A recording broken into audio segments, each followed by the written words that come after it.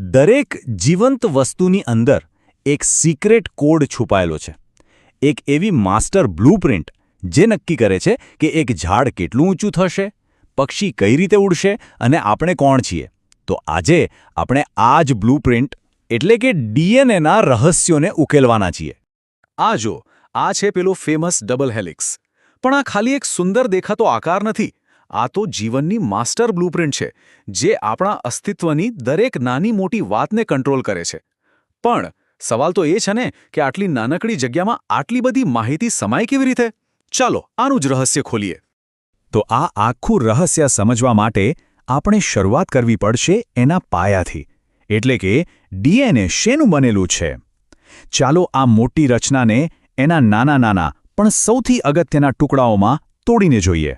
એક કામ કરીએ, કલ્પના કરો કે આપણે આ ગૂંચળામણવાળા ડીએનએને પકડીને સીધું કરી દઈએ. કેવું લાગશે? બરાબર, એક સીડી જેવું. અને આ સીડીનો દરેક ભાગ, એની બંને બાજુઓ અને એના પગથિયા, એમાં જ આખી કહાણી છુપાયેલી છે. એને સમજવા માટે આપણે જોવું પડશે કે આ સીડી બની ગયેલી રીતે. ડીએનએનો જે સૌથી નાનો બિલ્ડિંગ બ્લોક છે ને, એને ન્યુક્લિયોટાઇડ કહેવાય. અને એ 3 વસ્તુઓથી બને છે. એક છે શર્કરા, બીજું છે ફોસ્ફેટ ગ્રુપ. આ બંને મળીને સીડીની સાઇડ બનાવે છે. અને ત્રીજું અને સૌથી ઇમ્પોર્ટન્ટ એ છે નાઇટ્રોજનસ બેઝ. અને આ બેઝ 4 પ્રકારના હોય છે: એ, ટી, સી અને જી. બસ આ 4 અક્ષરોમાં જ આખી જિંદગીનો કોડ લખાયેલો છે. તો પેલી શર્કરા અને ફોસ્ફેટ ગ્રુપ છે ને, એ એકબીજા સાથે જોડાઈને એકદમ મજબૂત સાંકળ બનાવે છે. આ જ છે આપણી સીડીની 2 બાજુઓ. એને ડીએનએનો બેકબોન એટલે કે કરોડરજ્જુ પણ કહેવાય છે, કેમ કે એ જ આખા સ્ટ્રક્ચરને પકડી રાખે છે અને એને સ્થિરતા આપે છે. ઓકે, તો સીડીની બંને બાજુઓ તો બની ગઈ, પણ વચ્ચેના પગથિયાનું શું? એ કેવી રીતે જોડાય છે એકબીજા સાથે? બસ અહીંયા જ ડીએનએનો અસલી જાદુ શરૂ થાય છે. અહીંયા જ એના કોડના નિયમો છુપાયેલા છે. પેલા 4 અક્ષરો યાદ છે ને, એ, ટી, સી, જી? વેલ, એમને 2 ટીમોમાં વહેંચી દેવાયા છે. એક ટીમ છે પ્યુરિન, જેમાં એ અને જી આવે, અને બીજી ટીમ છે પિરિમિડિન, જેમાં ટી અને સી આવે. અને બસ આ 2 ટીમો એકબીજા સાથે કેવી રીતે જોડાય છે, એના નિયમો પર જ આખું ડીએનએનો ખેલ છે.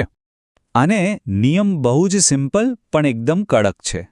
એ હંમેશા ટી સાથે જ જોડાશે અને જી હંમેશા સી સાથે જ. બસ આટલું જ. આ કોઈ અકસ્માત નથી. આનાથી જ ડીએનએની જે સીડી છે, એની પહોળાઈ હંમેશા એક સરખી રહે છે અને આખું સ્ટ્રક્ચર સ્ટેબલ બને છે. આમાં એક બીજો પણ ટ્વિસ્ટ છે. ડીએનએની જે 2 લાઈનો છે, એ સમાંતર તો છે, પણ ઊંધી દિશામાં. એને એન્ટી પેરેલલ કહેવાય. સરળ ભાષામાં કહીએ તો એક 2-વે રોડ જેવું, જ્યાં ગાડીઓ સામસામે અલગ અલગ દિશામાં જાય છે. અને આ ઊંધી દિશા જ ડીએનએને કોપી કરવા અને વાંચવા માટે ખૂબ જ જરૂરી છે. અને આ આખી રચનામાં જે ચોકસાઈ છે ને, એ અદ્ભુત છે. ડીએનએનો એક પૂરો વળાંક એની લંબાઈ બરાબર 3.4 નેનોમીટર હોય છે. હવે નેનોમીટર કેટલું નાનું હોય? એ મીટરનો અબજમો ભાગ છે. વિચાર તો કરો, જીવનની આટલી મોટી બ્લૂપ્રિન્ટ આટલી નાની જગ્યામાં કેટલી ચોકસાઈથી ગોઠવાયેલી છે. અને હજી નજીકથી જોઈએ તો સીડીના 2 પગથિયા વચ્ચેનું અંતર છે માત્ર 0.34 નેનોમીટર. કમાલ છે નહીં? આ બતાવે છે કે કુદરતે માહિતીને કેટલી કોમ્પેક્ટ અને અસરકારક રીતે પેક કરી છે. અને આપણા શરીરના દરેક કોષમાં આવી અબજો જોડીઓ ભરેલી છે. ચલો, તો ડીએનએની રચના તો આપણે સમજી લીધી, પણ સવાલ એ છે કે એવી બ્લૂપ્રિન્ટનો શું ફાયદો જેને કોઈ વાંચી જ ના શકે?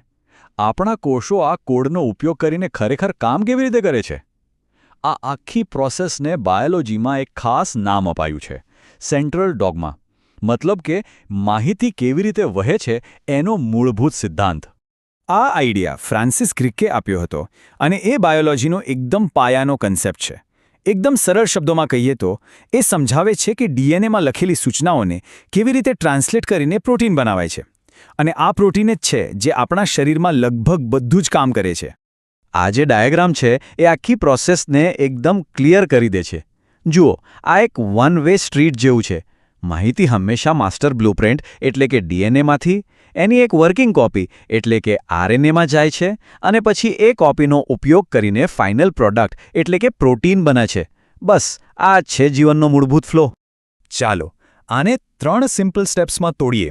પહેલું સ્ટેપ રેપ્લિકેશન, એટલે કે માસ્ટર બ્લુપ્રિન્ટ ડીએનએની એકદમ પરફેક્ટ કોપી બનાવવી. બીજું સ્ટેપ ટ્રાન્સક્રિપ્શન, અહીં આખી બ્લુપ્રિન્ટ નહીં પણ એના કોઈ ચોક્કસ ભાગની જ એક ફોટોકોપી એમઆરએનએ તૈયાર થાય છે.